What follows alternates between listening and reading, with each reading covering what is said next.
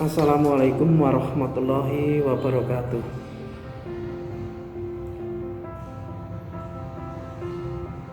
Selamat bertemu dalam program MPLS untuk siswa kelas 7. MPLS Masa Pengenalan Lingkungan Sekolah. Sebelum saya membawakan materi wawasan Wiyata Mandala, perkenalkan dulu, nama saya Sugeng Arianto, biasa dipanggil Pak Sugeng. Saya mengajar pelajaran seni budaya. Dalam MPLS ini saya akan membawakan materi wawasan Wiyata Mandala. Mungkin kalian sudah ada yang tahu atau mungkin juga banyak yang belum tahu. Apa sih wawasan Wiyata Mandala itu?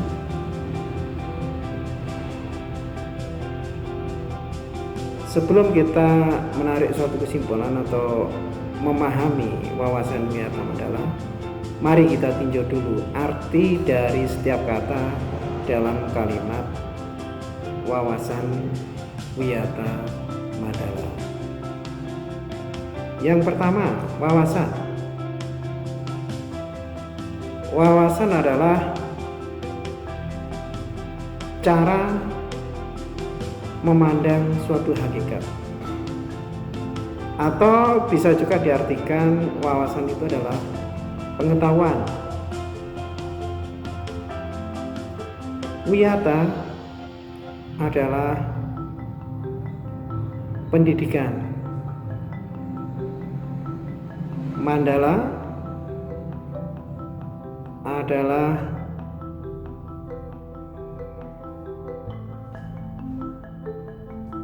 sikap menghargai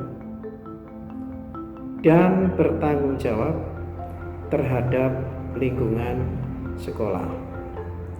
Jadi kesimpulannya, pengertian wawasan Wiyata Mandala itu adalah cara memandang sekolah sebagai lingkungan pendidikan.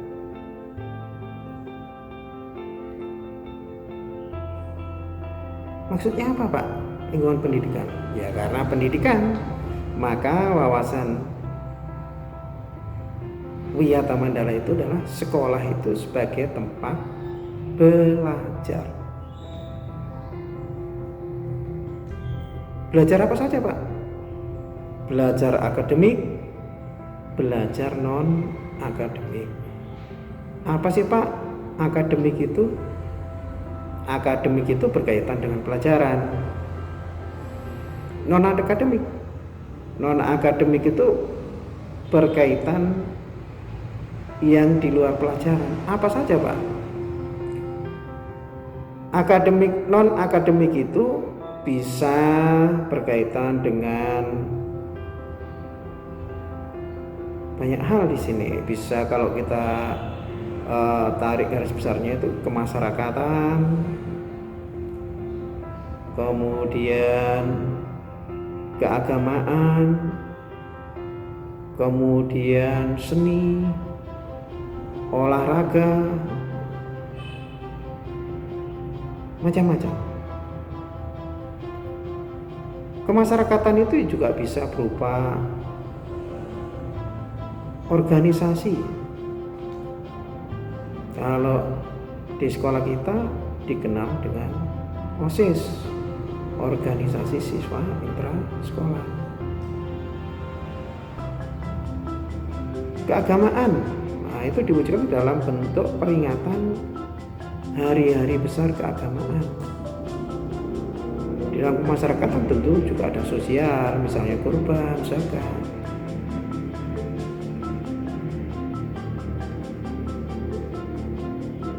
Di dalam olahraga Olahraga ya di sana ada sepak bola, ada atletik,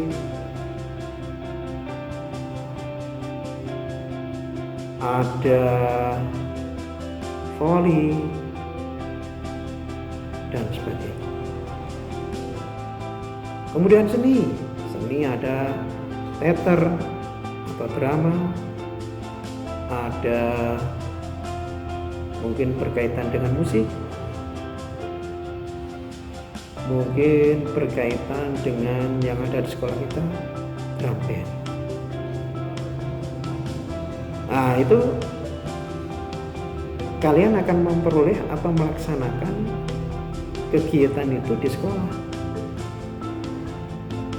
Akademik maupun non-akademik ini harus kalian jalani nanti dengan senang. Jadi kalian diharapkan belajar dengan rasa senang.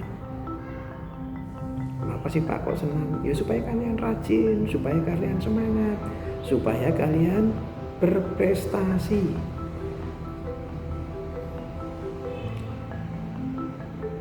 Kemudian setelah pengertian kita menginjak pada tujuan wawasan Wiyata Mandala. Apa sih tujuannya wawasan Wiyata Mandala? Tujuannya adalah agar seluruh siswa dapat berperan aktif dalam meningkatkan fungsi sekolah sebagai lingkungan pendidikan. Jadi kalian nanti harus berperan aktif dalam apa saja? Ya seperti yang disebutkan Pak Sugeng tadi. Dalam kegiatan akademik berarti pelajaran, dalam kegiatan non akademik di luar pelajaran harus aktif. Jadi diisi dengan kegiatan. Jangan sampai kalian nanti tidak mengikuti kegiatan sama sekali. Berikutnya kita akan melanjutkan pada prinsip-prinsip dalam wawasan Wiyata Mandala. Apa saja? 1. Sekolah merupakan lingkungan pendidikan.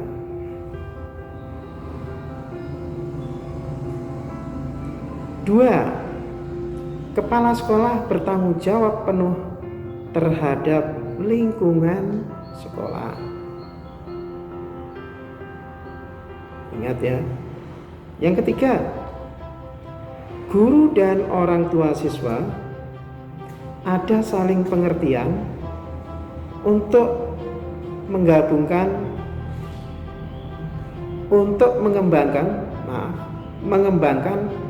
tugas pendidikan. Jadi harus kerjasama orang tua atau wali murid dengan guru, harus ada pengertian, harus ada kerjasama untuk tujuan pendidikan. Yang keempat, warga sekolah harus menjunjung tinggi citra sekolah.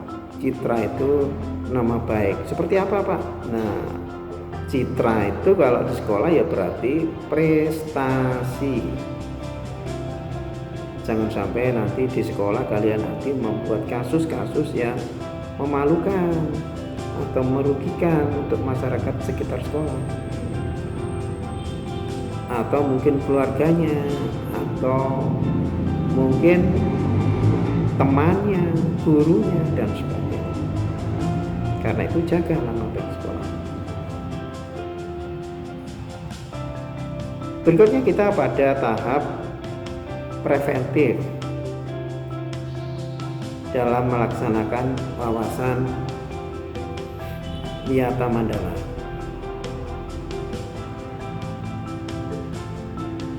Apa saja tahap-tahap preventif itu? 1. Membentuk dan melaksanakan 10K. Tahu 10K?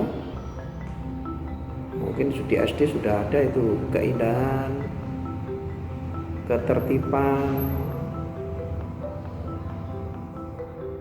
kedisiplinan, kerindangan, kebersihan, ketertiban dan sebagainya, ada 10 itu. Nanti bisa kalian baca apa saja 10 kali. Yang kedua, menciptakan suasana senang di sekolah.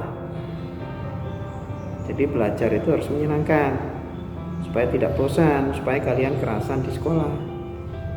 Yang ketiga, pengawasan.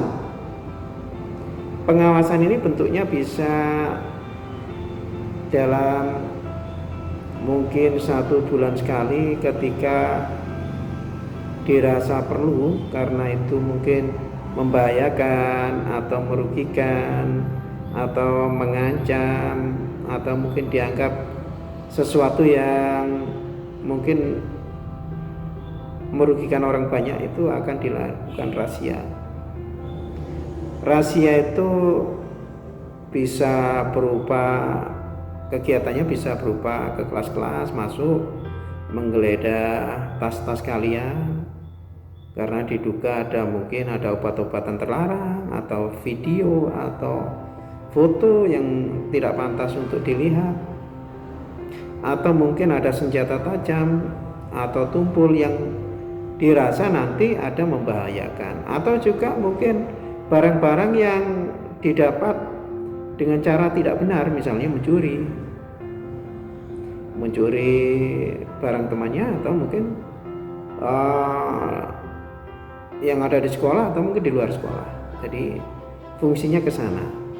Jadi bukan untuk merahasia menakut-nakuti, ini dilakukan untuk mencegah supaya tidak terjadi suatu kegiatan yang merugikan orang banyak, utamanya di sekolah ya. Yang keempat, menghapuskan perpeloncoan saat MOS. Dulu ketika belum MPLS itu program pengenalan lingkungan sekolah itu dikenal dengan MOS, masa orientasi siswa baru. Itu dilakukan perpeloncoan, misalnya disuruh mengenakan atribut-atribut yang membuat malu seseorang, misalnya memakai topi dari koran, memakai kalung dari macam-macam gitu ya, kalung dari apa, pakai pakaian compang-camping dan sebagainya, atau juga yang mengarah pada fisik, misalnya push up atau mungkin lari dan sebagainya. Mungkin juga tindakan yang mengarah pada kekerasan, dibentak-bentak dan sebagainya, itu sudah tidak zamannya lagi. Makanya sekarang ini dikenal dengan MPLS, masa pengenalan lingkungan sekolah. Yang kelima, mengisi jam kosong dengan kegiatan. Kegiatan ini misalnya ketika terjadi jam kosong karena guru tidak hadir karena sakit atau mungkin ada suatu keperluan yang tidak bisa ditinggalkan, sakit misalnya, tidak ada tugas, nah kalian diharapkan mengisi jam kosong itu dengan kegiatan yang positif, misalnya membaca buku di perpustakaan, bukan bermain, mengerjai temannya dan sebagainya. Jadi kegiatan yang positif, atau juga melakukan kegiatan ekstrakurikuler boleh. Yang keenam, keamanan dan ketertiban saat berangkat dan pulang sekolah. Jadi ini juga perlu sekali agar kalian nanti ketika berangkat selamat, pulangnya juga selamat. Karena itu ketika di jalan harus hati-hati. Jangan karena naik sepeda motor sudah tidak pakai helm, sudah tidak memakai helm terus ngebut, nggak punya SIM lagi, itu nanti akan membahayakan dirinya sendiri juga orang lain.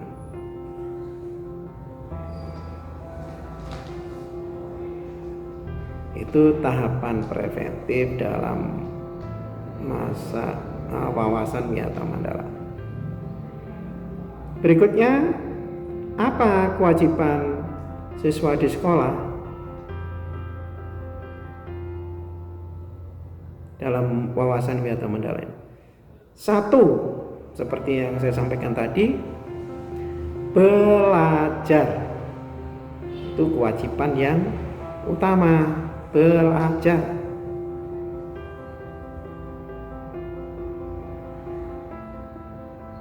Tadi apa? Belajar akademik dan belajar non akademik. Yang kedua, hormat ke guru, staf, pendidik di sekolah. Termasuk di sini juga kepada teman, atau mungkin juga di luar itu ada mungkin di sini yang melakukan usaha di sekolah. Di sini ya, itu misalnya semacam berjualan. Nah, itu juga harus dihormati. Orang yang berjualan di lingkungan sekolah itu karena sudah diizinkan, sudah meminta izin dan diizinkan. Jangan sampai nanti kalian ke sana terus berbuat seenaknya, tidak boleh. Ambil makanan tidak bayar, itu tidak boleh. Yang ketiga, menjaga kebersihan dan ketertiban sekolah. Ini nanti berkaitan dengan 7K. 10K, maaf. Harus dijaga betul kebersihan kelasnya, kebersihan lingkungan sekitar kelas, kebersihan lingkungan sekolah, dan juga tidak kalah pentingnya kebersihan dan ketertiban dirinya sendiri. Itu sangat penting sebelum melakukan keluar. Yang keempat, menaati peraturan sekolah. Jadi kalian nanti tidak boleh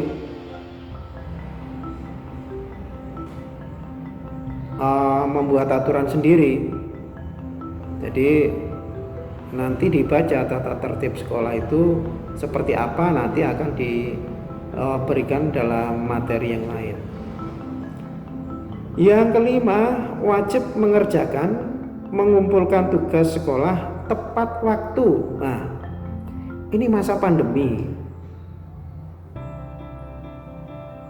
kan belajarnya dari rumah, Pak. Nah, berarti wawasan Wiyata Mandala tidak diperlukan atau tidak berlangsung ini, Pak. Wawasan Wiyata Mandala ini tetap berlangsung. Sekolah memang tidak masuk, tapi bukan berarti libur. Kalian tetap mengikuti pelajaran lewat aplikasi-aplikasi yang sudah ditentukan oleh sekolah, lewat Google Classroom, Zoom Meeting, WA, dan mungkin juga ada di luar jejaring, kunjungan rumah, atau kan kalian nanti ada mengumpulkan tugas ke sekolah atau pertemuan wali murid dan sebagainya. Jadi tetap bukan berarti sekolah tidak masuk kalau libur, tidak. Semua kegiatan belajar tetap berlangsung. Ini yang perlu kalian tahu. Yang keenam,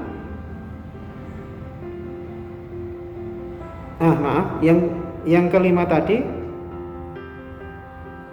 Jadi kalian ketika belajar lewat Google Classroom, kalian nanti juga akan diberikan tugas, dan tugas itu harus dikumpulkan karena kalian harus punya nilai sebagai syarat kalian naik kelas atau lulus nanti. Sampai masa ini ditentukan, kemudian kalian masuk sekolah.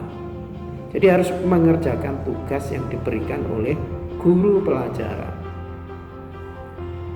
Yang keenam, wajib menolong teman, guru, staf pendidikan, dan semua warga sekolah yang memang memerlukan pertolongan atau memerlukan bantuan. Jadi kalian tidak boleh ketika itu terjadi, baik itu di sekolah maupun di luar sekolah, ketika pulang sekolah ada temannya misalnya jatuh dari kendaraan atau kecelakaan, kalian wajib menolong. Jangan dibiarkan ditinggal pergi, harus ditolong, apalagi terhadap guru atau mungkin staf pendidik yang lain. Jadi dalam wawasan Wiyata Mandala ini kalian harus menghargai